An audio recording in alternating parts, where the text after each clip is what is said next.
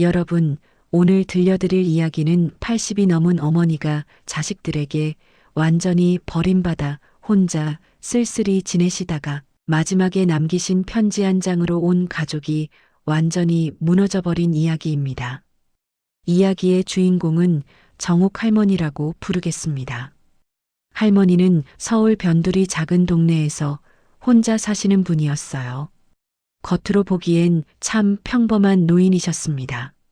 매일 아침이면 지팡이를 짚고 동네 시장에 나가서 채소를 하나하나 정성스럽게 골라 사시고 이웃들과도 인사를 나누며 지내셨거든요. 동네 사람들은 정옥 할머니를 보면서 항상 이렇게 말했습니다.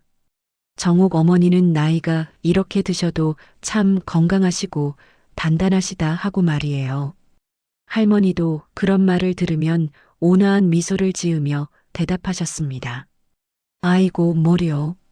그냥 하루하루 사는 거지요. 하지만 동네 사람들이 모르는 비밀이 하나 있었습니다. 정옥 할머니에게는 자식이 3명이나 있는데도 불구하고 그 누구도 어머니를 찾아오지 않는다는 사실이었어요. 가끔 이웃들이 수군거리는 소리가 들렸습니다. 저분 자식들이 하나도 안 보이네요. 명절에도 찾아오는 사람이 없던데. 정말 그랬습니다. 정옥 할머니에게는 큰딸과 둘째 아들, 막내딸이 있었지만 어느 누구도 어머니를 챙기지 않았어요. 사실 이런 상황이 하루아침에 생긴 건 아니었습니다. 남편 되시는 분이 세상을 떠나신 후부터 조금씩 자식들의 발걸음이 뜸해지기 시작했거든요.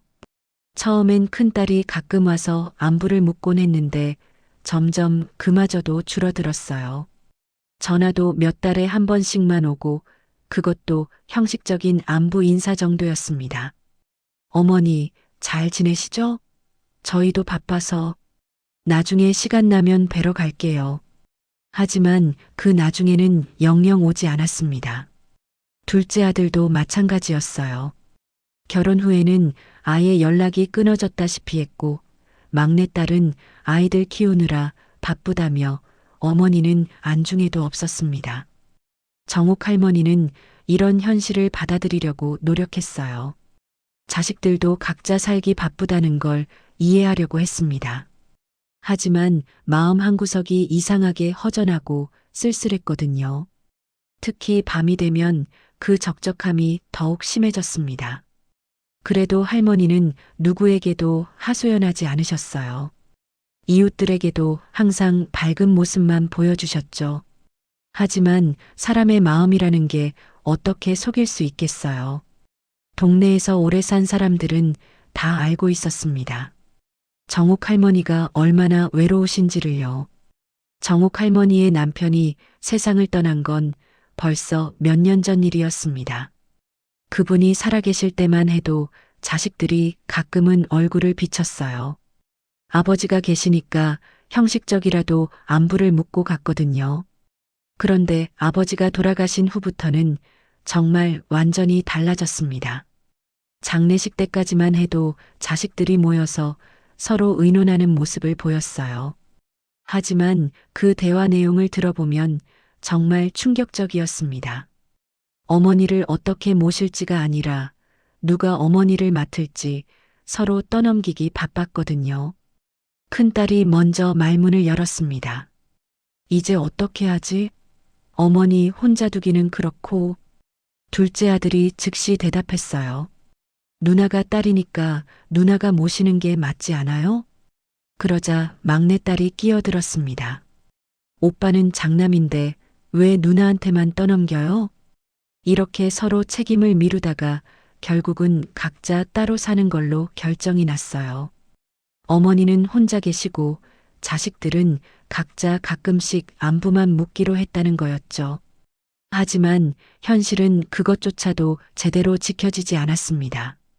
처음 몇 달은 그래도 큰딸이 일주일에 한 번씩은 전화를 했어요. 하지만 점점 그 간격이 벌어지더니 나중에는 한 달에 한 번도 안 되었습니다.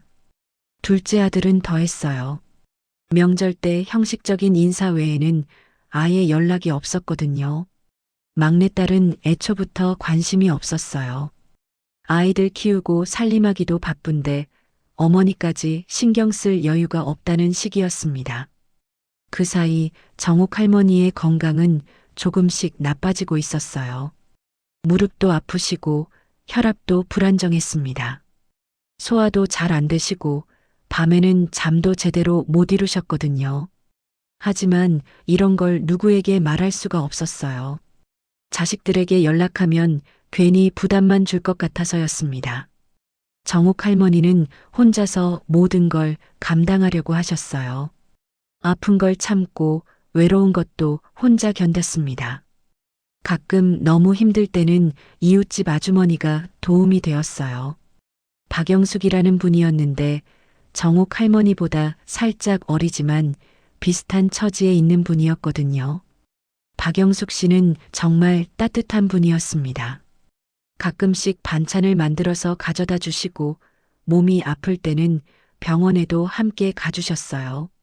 자식들이 해주지 못하는 일들을 이웃이 대신해 준 거였죠. 정옥 언니, 이거 제가 너무 많이 해서 가져왔어요. 같이 나눠 드세요. 이런 식으로 자주 안부를 묻고 챙겨주셨거든요. 정옥 할머니는 이런 박영숙 씨가 정말 고맙고 미안했어요. 자식도 아닌데 이렇게까지 해주시니까 말이에요. 하지만 자식들은 여전히 무관심했습니다. 어머니가 아프다는 얘기를 해도 걱정은커녕 오히려 성가셔하는 기색이 역력했어요. 특히 큰딸의 반응은 정말 차가웠습니다. 어머니, 너무 예민하게 생각하지 마세요. 나이 들면 다 그런 거예요. 이런 식으로 넘어가 버리곤 했거든요. 할머니는 점점 자식들에게 기대하는 마음을 접기 시작했습니다. 정옥 할머니의 건강이 눈에 띄게 나빠진 건 가을이 시작될 무렵이었습니다. 그 전까지는 그래도 혼자 장보고 집안일도 하실 수 있었는데 어느 순간부터 계단 오르기도 힘들어지셨어요. 숨이 차고 어지러움도 자주 느끼셨거든요. 제일 문제는 혈압이었어요. 갑자기 확 올라갔다가 확 내려갔다가 하는 게 정말 위험한 상황이었습니다. 병원에 가봐야 한다는 걸 할머니도 알고 계셨지만 혼자 가기는 너무 막막했어요. 그래서 용기를 내서 큰딸에게 전화를 드렸습니다. 수진아, 엄마가 요즘 몸이 좀 안 좋은데 병원에 좀 같이 가줄 수 있니? 큰딸 수진이는 처음에 놀라는 기색을 보였어요. 어머니, 갑자기 왜 그러세요? 뭐가 아프신데요? 혈압이 자꾸 오르락 내리락 해서 걱정이야. 어지러움도 심하고. 그런데 수진이의 대답은 정말 실망스러웠습니다. 어머니, 지금 제가 회사에서 승진 심사 받는 중이라 정말 중요한 시기거든요. 나중에 좀 여유 생기면 갈게요.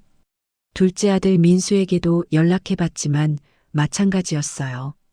어머니, 요즘 대출 이자 때문에 야근도 많이 하고 있어서 주말에도 부업해야 해요. 막내딸 은정이는 아예 전화도 받지 않았습니다. 나중에 문자로만 답이 왔어요. 엄마, 지금 아이들 독감 걸려서 병원 다니느라 너무 바빠요. 좀 나아지면 연락드릴게요. 결국 정옥 할머니는 혼자서 병원을 다니셔야 했어요. 버스 정류장까지 가는 것도 힘드시고 병원에서 진료받고 약 받아서 집까지 오는 것도 정말 힘드셨거든요. 그나마 이웃 박영숙 씨가 가끔 함께 가주셔서 큰 도움이 되었어요. 정옥 언니, 혼자서 어떻게 다녀요? 제가 시간 되면 같이 갈게요. 이렇게 말하시면서 정말 자주 도와주셨거든요. 이런 모습을 보면서 정옥 할머니는 더욱 마음이 복잡해졌어요. 자식들은 안중에도 없는데 이웃이 이렇게 챙겨주니까 고맙기도 하고 자식들이 원망스럽기도 했습니다. 의사 선생님은 정옥 할머니 상태가 좀 심각하다고 하셨어요. 혈압약을 꾸준히 드시고 정기적으로 검사를 받아야 한다고 했습니다. 특히 누군가가 옆에서 지켜봐 주면서 응급 상황에 대비해야 한다고 강조하셨거든요. 어르신, 혼자 사시면 위험할 수 있어요. 가족분들이 좀 더 자주 안부를 확인해 주시면 좋겠는데. 의사 선생님의 이런 말을 듣고 정옥 할머니는 다시 한번 자식들에게 얘기해 봤어요. 하지만 반응은 똑같았습니다. 어머니, 의사들이 항상 그렇게 말해요. 너무 걱정하지 마세요. 자식들은 정말 진지하게 생각하지 않았어요. 어머니가 정말 위험할 수 있다는 걸 전혀 실감하지 못했거든요. 그러던 어느 날 정말 무서운 일이 벌어졌습니다. 정옥 할머니가 갑자기 쓰러진 거예요. 그날은 정말 추운 겨울날이었습니다. 정옥 할머니는 아침부터 몸이 이상하다는 걸 느끼셨어요. 어지러움이 평소보다 심했고 가슴도 답답했거든요. 하지만 대수롭지 않게 생각하고 그냥 지내셨어요. 점심시간쯤 되었을 때였습니다. 갑자기 눈앞이 깜깜해지면서 의식을 잃고 쓰러지신 거예요. 다행히 그때 박영숙 씨가 반찬을 가져다 드리려고 방문했다가 발견하신 거였습니다. 어머, 정옥 언니. 박영숙 씨는 깜짝 놀라서 즉시 구급차를 불렀어요. 그리고 정옥 할머니 핸드폰에서 자식들 번호를 찾아서 연락을 했습니다. 응급실로 실려간 정옥 할머니는 한참 후에야 의식을 되찾으셨어요. 의사 선생님 말씀으로는 혈압이 갑자기 치솟아서 의식을 잃은 거라고 했습니다. 정말 위험한 상황이었다고 하셨거든요. 조금만 늦었으면 큰일 날 뻔했어요. 앞으로는 정말 조심하셔야 해요. 박영숙 씨는 정옥 할머니 곁에서 계속 지켜보고 계셨어요. 자식들에게 연락했는데 아직 아무도 오지 않았거든요. 큰딸 수진이에게는 여러 번 전화했지만 계속 부재 중이었어요. 둘째 아들 민수도 마찬가지였고 막내딸 은정이는 전화를 받긴 했지만 당장 올 수 없다고 했습니다. 지금 아이가 아파서 병원에 있어요. 어머니 상태가 어떤지 좀 알려주세요. 이런 식으로 전화로만 안부를 묻는 거였어요. 정옥 할머니는 이런 상황을 보면서 정말 큰 충격을 받으셨습니다. 자신이 죽을 뻔했는데도 자식들은 오지 않는다는 현실 말이에요. 그 대신 이웃인 박영숙 씨가 밤새 지켜보고 계신 거였어요. 한참 후에야 큰딸 수진이가 부랴부랴 나타났습니다. 어머니, 괜찮으세요? 회사에서 급한 일 처리하느라 늦었어요. 그런데 수진이는 정작 어머니 상태보다는 다른 걱정을 하는 것 같았어요. 의료비는 얼마나 나올까요? 보험으로 다 되나요? 이런 말을 듣고 정옥 할머니는 정말 허탈했습니다. 자신의 생명보다 돈 걱정을 먼저 하는 딸을 보니까 마음이 너무 아팠거든요. 둘째 아들 민수는 다음 날 오후에야 왔어요. 어머니, 죄송해요. 어제는 정말 못 빠질 일이 있어서. 하지만 민수도 금방 돌아가야 한다며 서둘러 했습니다. 어머니가 괜찮으시다니 다행이에요. 저는 오늘 야근이 있어서 먼저 가봐야겠어요. 막내딸 은정이는 끝내 오지 않았어요. 전화로만 안부를 물었을 뿐이었습니다. 정옥 할머니는 이 모든 상황을 지켜보면서 깊은 깨달음을 얻으셨어요. 자식들에게는 정말로 자신이 필요 없는 존재라는 걸 확실히 아신 거였죠. 병원에서 퇴원하면서 정옥 할머니는 박영숙 씨에게 말씀하셨습니다. 영숙아, 이제 애들한테는 기대 안 할 거야. 응급실에서 돌아온 후 정옥 할머니는 완전히 달라지셨어요. 예전에는 그래도 자식들에게 약간의 기대를 갖고 계셨는데 이제는 그마저도 완전히 포기하신 거였어요. 오히려 마음이 편해지셨다고 하시더라고요. 며칠 후 정옥 할머니는 조용히 집안을 정리하기 시작하셨습니다. 오래된 서랍장을 열어보니 남편이 남겨두신 중요한 서류들이 나왔어요. 땅 문서, 예금 증서, 적금 통장. 자식들이 전혀 모르는 재산들이었거든요. 사실 정옥 할머니 부부는 평생 성실하게 살면서 제법 많은 재산을 모으셨어요. 남편이 다니던 회사에서 퇴직금도 많이 받으셨고 집도 몇 채 갖고 계셨거든요. 하지만 이런 걸 자식들에게 자랑한 적이 없었어요. 검소하게 사시는 모습만 보여주셨거든요. 그런데 이제는 이 재산을 어떻게 할지 진지하게 고민해야 할 때가 온 거였어요. 자식들이 자신을 이렇게 외면하는데 굳이 물려줘야 할 이유가 있을까 싶으셨거든요. 정옥 할머니는 며칠 동안 깊게 생각해 보신 후에 중대한 결심을 하셨습니다. 그리고 조용히 법무사 사무실을 찾아가셨어요. 법무사 선생님은 할머니의 이야기를 들으시고 놀라워하셨어요. 어르신, 정말로 자식들에게 한 푼도 남기지 않으시겠다는 말씀이신가요? 정옥 할머니는 확고하게 대답하셨습니다. 예, 그렇습니다. 저를 부모로 여기지 않는 자식들에게 물려줄 건 없어요. 그렇게 해서 유언장이 작성되었습니다. 모든 재산은 자신을 진심으로 돌봐준 박영숙 씨에게 물려준다는 내용이었어요. 하지만 정옥 할머니는 이걸 바로 실행하지 않으셨어요. 혹시나 하는 마음에 자식들에게 마지막 기회를 주고 싶으셨거든요. 만약에 자식들이 정말로 진심으로 어머니를 찾는다면 유언장을 다시 바꿀 생각도 있으셨어요. 그런 마음에서 조심스럽게 자식들에게 연락을 해보셨습니다. 하지만 이번에도 반응은 마찬가지였어요. 모두들 바쁘다는 핑계만 대면서 찾아오지 않았거든요. 특히 큰딸 수진이의 반응이 가장 실망스러웠어요. 어머니, 요즘 승진 때문에 정말 바빠요. 주말에도 회사 나가야 하고 좀 여유 생기면 뵈러 갈게요.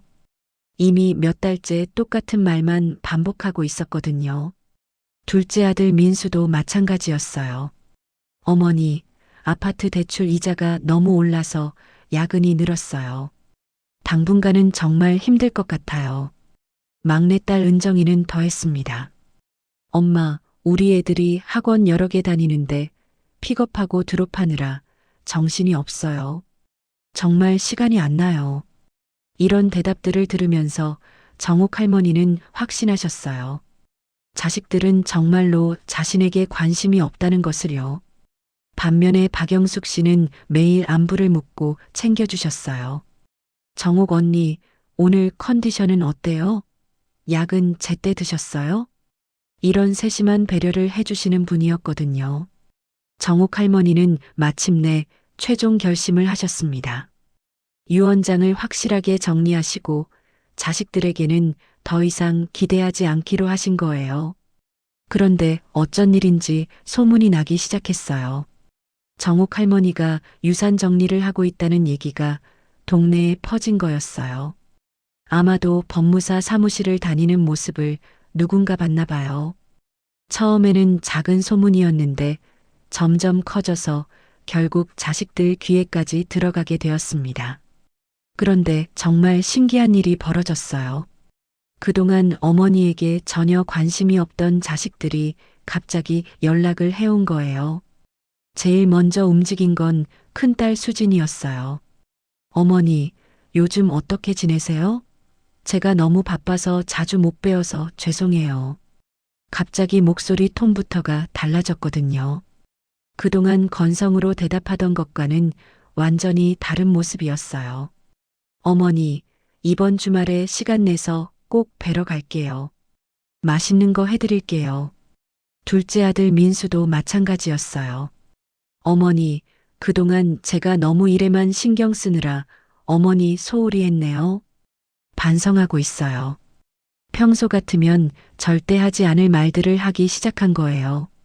막내딸 은정이까지도 갑자기 연락이 왔어요. 엄마, 애들이 할머니 보고 싶다고 해요. 이번 주말에 같이 갈게요. 정옥 할머니는 이런 변화를 보면서 어이가 없으셨어요. 자신이 아파서 응급실에 실려갔을 때도 이렇게 관심을 보이지 않던 자식들이 갑자기 왜 이러는지 뻔히 알 수 있었거든요. 하지만 그래도 혹시나 하는 마음에 자식들을 만나보기로 하셨어요. 정말로 진심에서 우러나온 관심인지 확인해 보고 싶으셨거든요. 주말이 되자 정말로 자식들이 모두 왔어요. 그것도 각자 선물까지 들고 말이에요. 평소에는 빈손으로 오기도 어려워하던 자식들이 갑자기 이런 정성을 보이니까 더욱 의심스러웠어요. 어머니, 몸은 좀 어떠세요? 약은 잘 챙겨 드시고 계시죠? 요즘 밥은 잘 드세요? 제가 반찬 좀 만들어 올게요. 어머니, 집에 필요한 거 있으면 말씀하세요. 뭐든지 사다 드릴게요. 이런 말들을 들으면서 정옥 할머니는 오히려 더 서글퍼지셨어요. 진짜 필요할 때는 이런 관심을 보이지 않았으면서 이제 와서 이러는 게 너무나 뻔히 보였거든요. 그런데 더 가관인 건 자식들끼리 은근히 눈치를 보는 모습이었어요. 서로 어머니한테 더 잘 보이려고 경쟁하는 것 같았거든요. 어머니, 혹시 몸이 불편하시면 저희 집으로 오세요. 아니에요. 저희 집이 더 넓으니까 저희 집으로 오시는 게 나아요. 이런 식으로 서로 자기가 더 효자인 것처럼 행동하려고 했어요. 하지만 정옥 할머니는 이 모든 게 가짜라는 걸 알고 계셨습니다.